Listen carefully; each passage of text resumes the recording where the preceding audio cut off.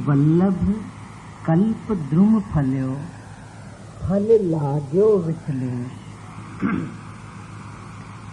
श्री वल्लभ कल्प द्रुम फल्यो फल लाग्यो विठलेश।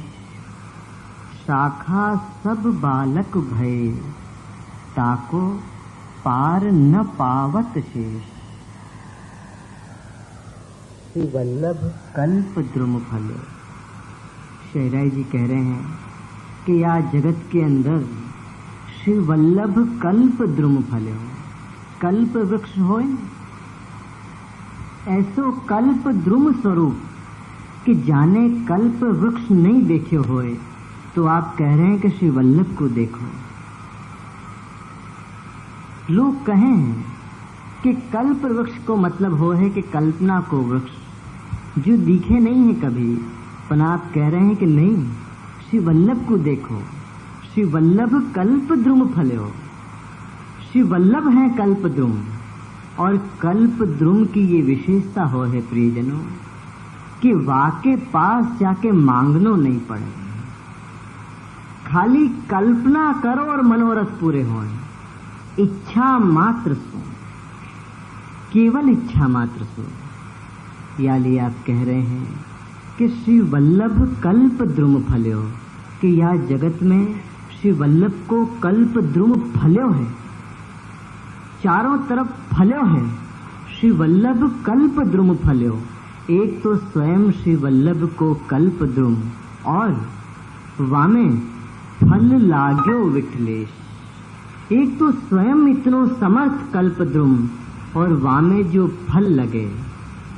प्रियजनों, फल में ही वृक्ष को बीज होए है। वृक्ष को बीज फल के अंदर होए है, और वही बीज में से फिर वृक्ष उगेगा, फिर फूल आएंगे और फिर फल आएंगे। याली आप कह रहे हैं कि श्री वल्लभ कल्प द्रुम फल्यो और फल लाग्यो विठलेश। श्री गोसाई जी जो हैं वह कल्प द्रुम के फल हैं। फल लाग्यो विठलेश, और शाखा वृक्ष की शाखाएं होए। शाखा सब बालक भय ताको पार न पावत शेष। आप कह रहे हैं कि शाखा सब बालक भय। एक तो श्री वल्लभ को कल्प द्रुम और वामे विठले स्वरूप फल लगे है, और शाखा सब बालक भय, जितने आपके बालके भय वो सब बालके वह कल्प वृक्ष की शाखाएं हैं, और वही शाखा में तो फल और फूल लगेंगे। शाखा सब बालक भय ताको पार न पावत शेष। आप कह रहे हैं कि देखो, शेषनाग अपने सहस्त्र मुख से भी जाको गुणगान नहीं कर सके जिन स्वरूप को, तो मैं क्या कर सकूं। जाको पार न पावत शेष। शेषनाग जिनके सहस्त्र मुख हैं, वो सहस्त्र मुख से भी जिनको गुणगान नहीं कर सके, ऐसो आपको स्वरूप है वल्लभ को, विठ्ठल को और आपके बालकन को। शाखा सब बालक भय ताको पार न पावत शेष। शेषनाग जिनको पार नहीं पा सके, ऐसे प्रतापी आपके बालके भय। प्रियजनों, ये बालकें यही लिए अलग अलग स्वरूप से धारण करके पधारे, क्योंकि जीव अलग अलग प्रकार के आयवे लगे। जैसी जैसी प्रकार को जीव आतो, वैसे वैसे बालकें पधारे। वार्ता में आवे न कि गोसाई जी स्वयं आज्ञा करते कि याको ब्रह्म समन फलाने बालक के द्वारा ही होना चाहिए। या लिए इतने बालक पधारे, क्योंकि इतने प्रकार के जीव आयवे लगे, अनेक प्रकार के जीव आयवे लगे। अब अनेक प्रकार के जीव के लिए अनेक प्रकार के बालकें भी तो चाहिए। जीव चाहे जितने बड़े बड़े हों, पर आप तो बालक ही कहे जाएं। अनेक प्रकार के जीवन के लिए अनेक प्रकार के वल्लभ के स्वरूप के सब बालकें पधारे, और ऐसो आपको स्वरूप है। आप कह रहे हैं कि जाको पार न पावत शेष। शेषनाग भी जिनको वर्णन नहीं कर सके, जिनके स्वरूप को जान नहीं सके, जिनके स्वरूप को वर्णन नहीं कर सके, ऐसो आपको स्वरूप है। तो यही स्वरूप आपने यहाँ बतायो कि श्री वल्लभ कल्प द्रुम फल्यो फल लाग्यो विठलेश। अपन श्री वल्लभ के कल्प द्रुम की ठंडी छाया में बैठ जाएं।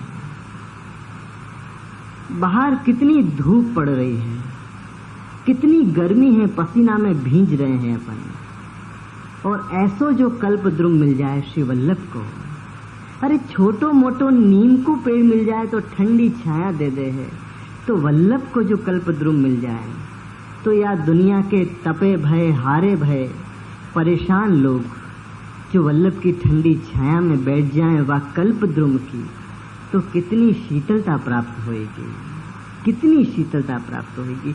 अपन खाली उनके गुणगान कर रहे हैं तो शीतलता को अनुभव कर रहे हैं, तो जो छाया में बैठ जाएं तो मन को एक मनोरथ बाकी नहीं रहे, जाको अपन कहें कि मन में रह गए हो। बस ठंडी छाया में बैठ जाएं एक बार और मन में एक ही बात कहें कि भरोसो श्री वल्लभ जी को भारी। उनकी ठंडी छाया में बैठ के एक ही बात मन में विचारो कि मोहे तो भरोसो श्री वल्लभ जी को भारी। दुनिया की कितनी भी शीतलता मिल जाए कृपानाथ, पर आपके कल्प वृक्ष जैसी शीतलता कौन दे सके। मेरो बदन तो ताप और क्लेश से जल रहे हो है नाथ, दुनिया की और कोई गर्मी मुझको नहीं जला सके।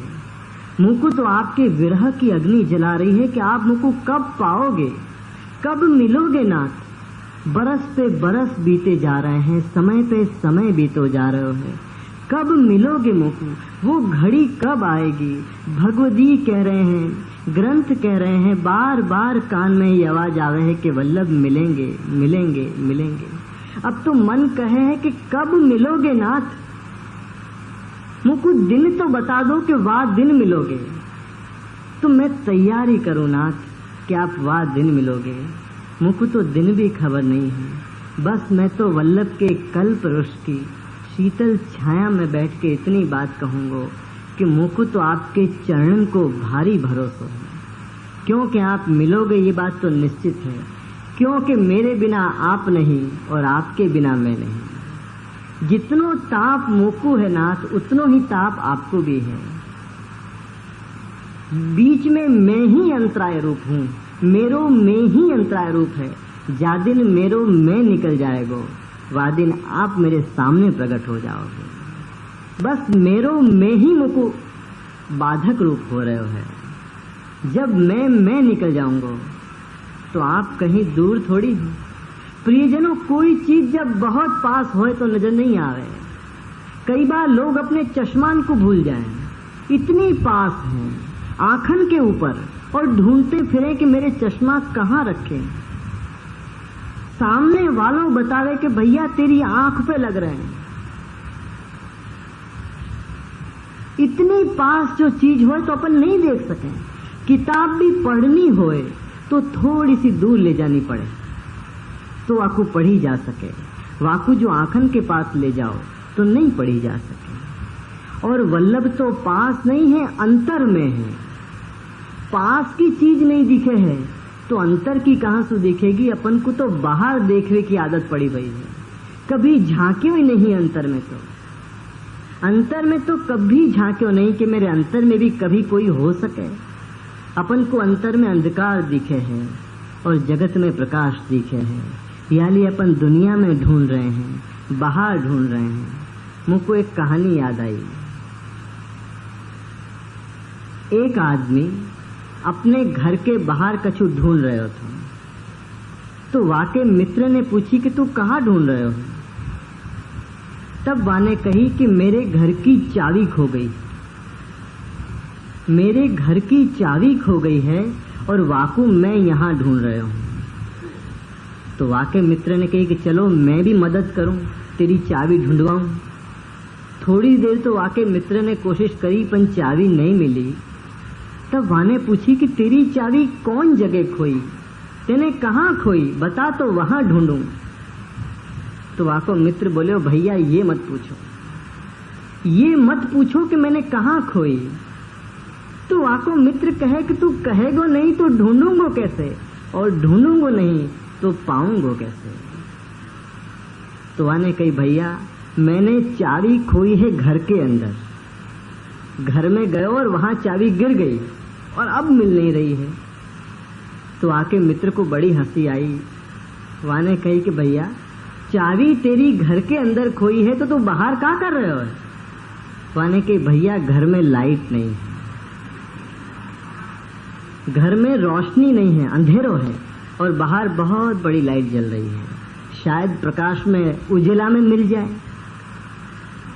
जब भी मैं ये कहानी देखूं हूं अपने आप की याद आवे है कि यही अपने चित्त की अवस्था है। बाहर प्रकाश दिखे है, रोशनी दिखे है, उजेला दिखे है, अपन ढूंढते फिरे हैं, जाने हैं कि बाहर खोयो ही नहीं है तो पाएंगे कहां से। जो कछु भी खोयो है यहां से खोयो है और यहीं ढूंढना पड़ेगा। गिरोगे पड़ोगे लेकिन वहीं से पाओगे, क्योंकि खोयो वहां है।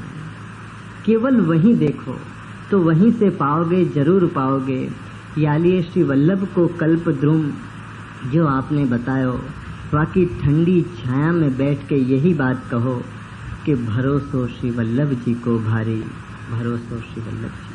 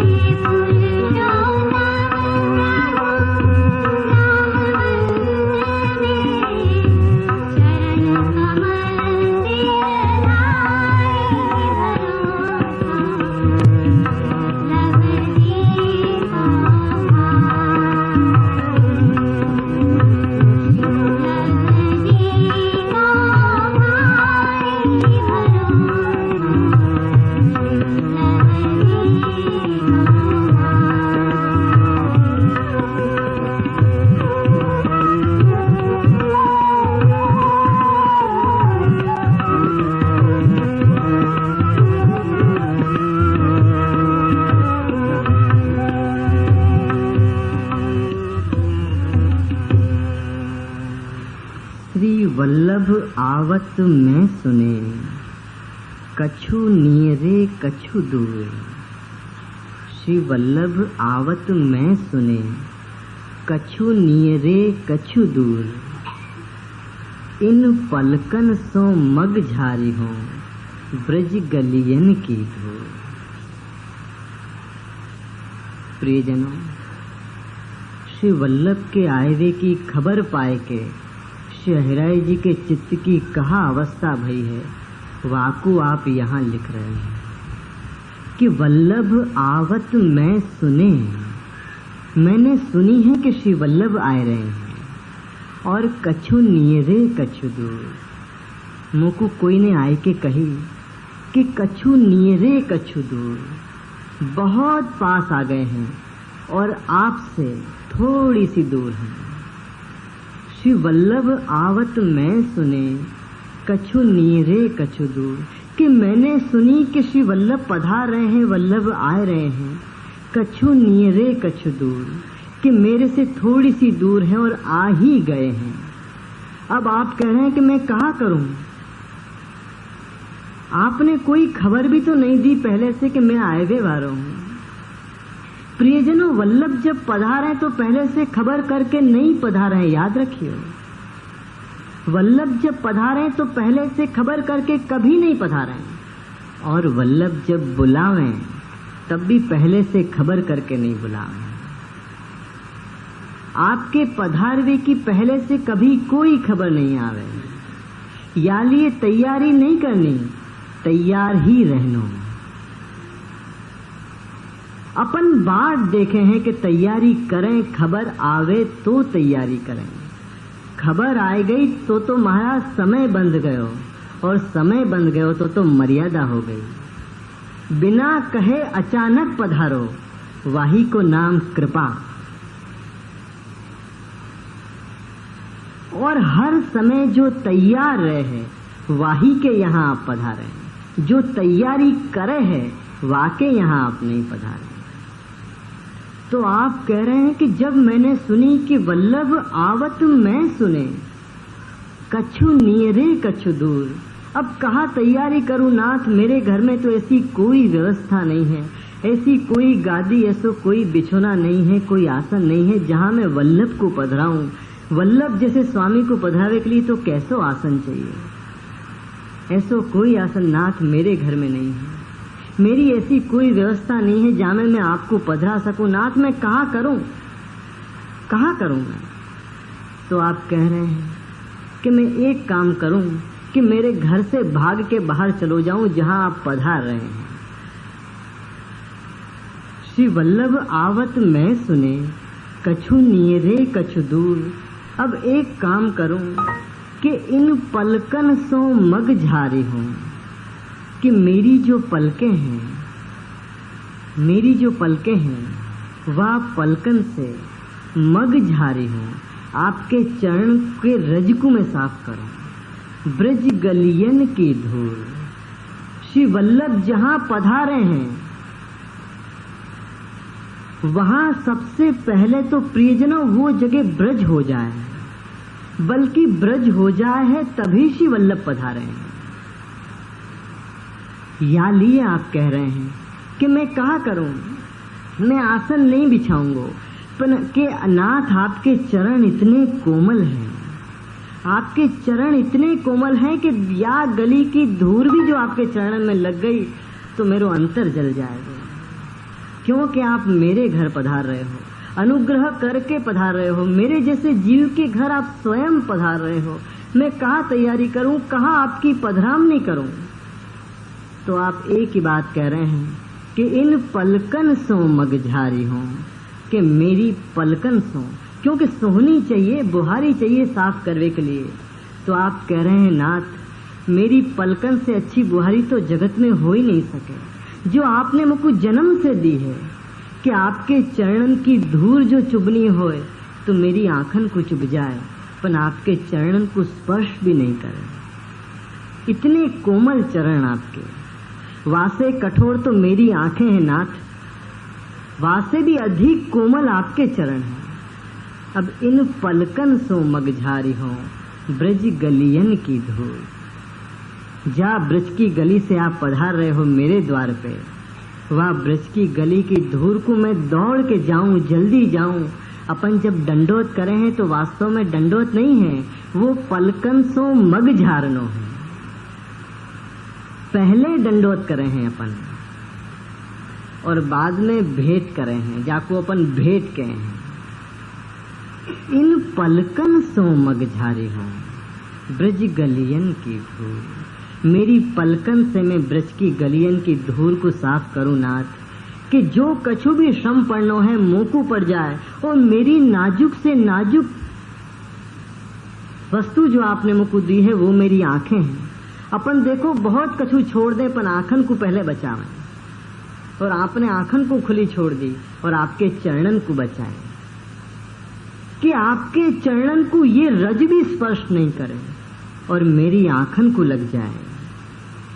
इन पलकन सो मगझारी हो, ब्रज गलियन की धूल। ऐसी शहराई जी के चित्त की अवस्था है या टेम्परेजनों। ये बात आपकी अवस्था में आए बिना कोई दुनिया को व्यक्ति समर्थ नहीं है कि यह बात को समझ सके। जब तक वो अवस्था में नहीं आवे तब तक ये बात नहीं समझी जा सके, क्योंकि ये बात नहीं है, ये तो जीवन है। और जीवन तो जियो तो समझ में आवे, जीवन कहवे से समझ में नहीं आवे। तो यहाँ शहराई जी जब कह रहे हैं कि श्री वल्लभ आवत मैं सुने, कछु नीरे कछु दूर, अब इन पलकन सो मग झारी हो, ब्रज गलियन की धूल। तो वहाँ शहराई जी एक बहुत सुंदर पद में कह रहे हैं कि मैं मेरी पलकन सो मग झारी हूँ, कि हे श्री वल्लभ मैं मेरी पलकन सो मग झारी हूँ। आपके मार्ग को मैं मेरी पलकन सुझारूं, बुहारूं, साफ करूं। यह बात को और ज्यादा स्पष्ट समझने के लिए अपन शहराई जी को विनती करें कि हे प्रभु आप ही अनुग्रह करो कि आपके पद के द्वारा हम यह बात को स्पष्ट अनुभव करके जान सकें। अनुभव करेंगे तो जान पाएंगे, सुन के कौन जान पायो है, कब जान पायो है जो अब जान पाएंगे। सुन के नहीं जायो जा सके, सुन के अनुभव करोगे तो जान पाओगे। तो यहाँ शहराई जी के या पद को सुनो, समझो और अनुभव करो तो ये समझ में आएगी बात कि आप कौन सी भाव की दशा में ये बात कह रहे हैं कि मेरी पलकन सो मग झारी हूँ।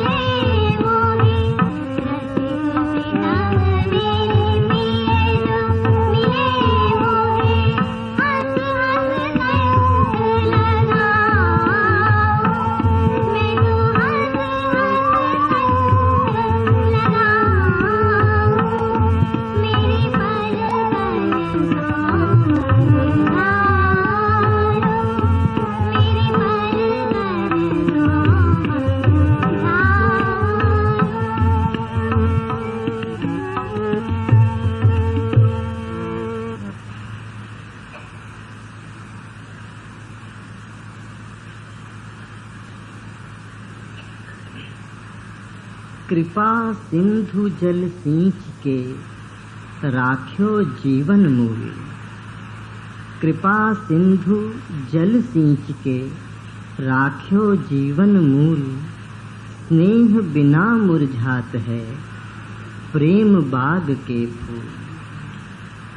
आप कह रहे हैं कि कृपा सिंधु जल सींच के राख्यो जीवन मूल।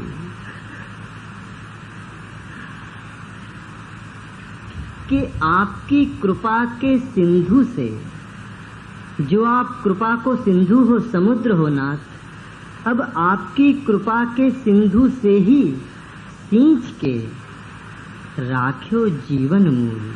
और मेरे जीवन को मूल तो आपके चरणन को आश्रय है।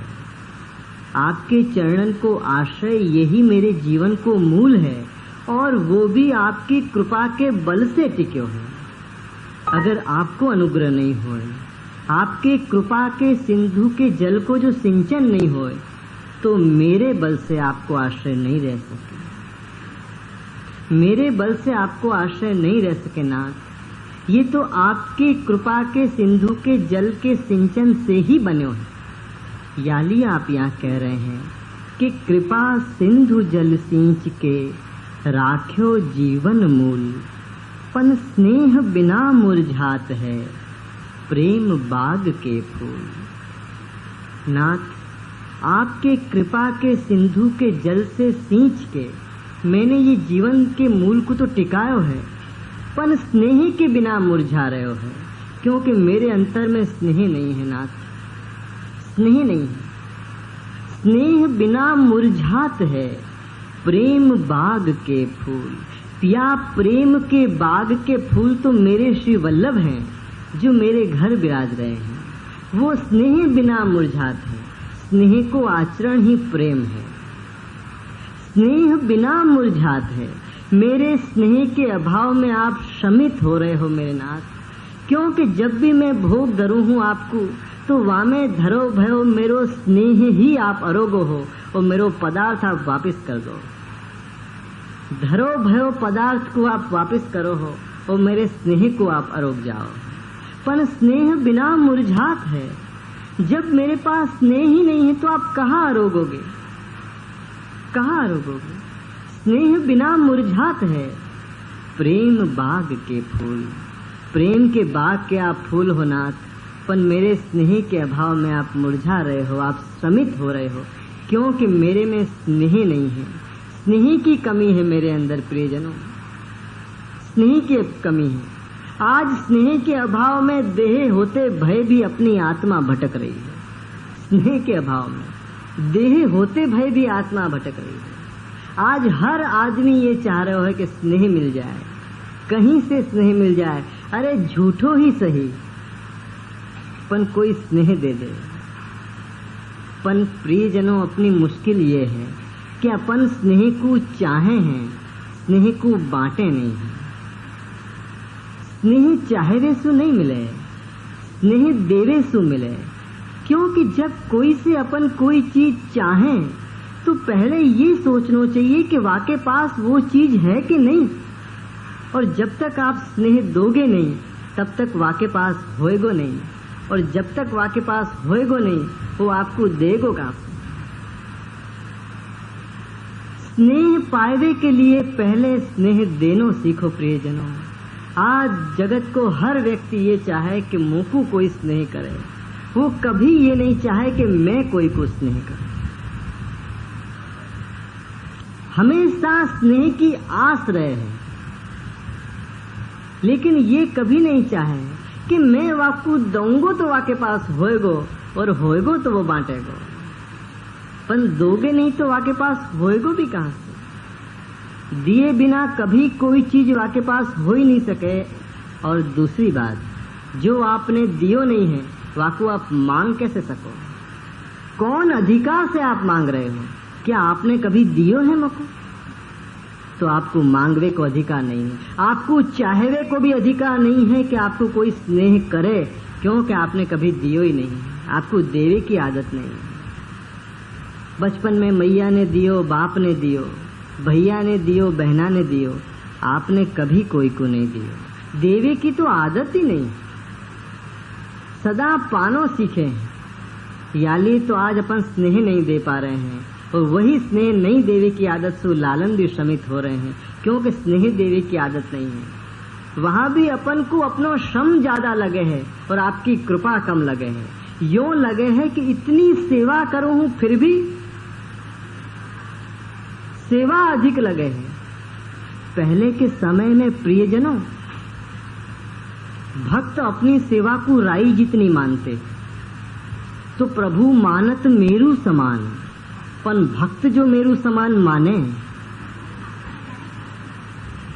तो प्रभु कहां मानेंगे? प्रभु कहां मानेंगे?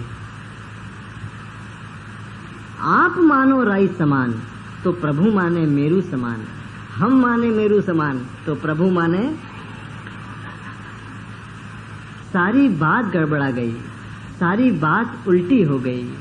याली आज सब बात में गड़बड़ हो गई है। याली आप कह रहे हैं कि स्नेह बिना मुरझात है, प्रेम बाग के फूल। प्रियजनों, स्नेह देनो सीखो, बस देते ही आपको वापस मिलेगा। देखो, लोगन को पहचानो आवे नहीं है, लोगन तो सुन भी लें तो वही बखत कहवे चाहिए, पहन लें तो वही बखत दिखावे चाहिए। लोगन के पास पाचन शक्ति एकदम खत्म हो गई, कोई पचा नहीं सके। आप स्नेह दोगे वही बखत वापस आएगा। वो संभालना सीखो ही नहीं है, वाको आवे ही नहीं है संभालना। आप एक बार दो वही बखत वो वापस करेगा। आप थोड़ो सो कह दो कि वाह केवा लागो छो, देखो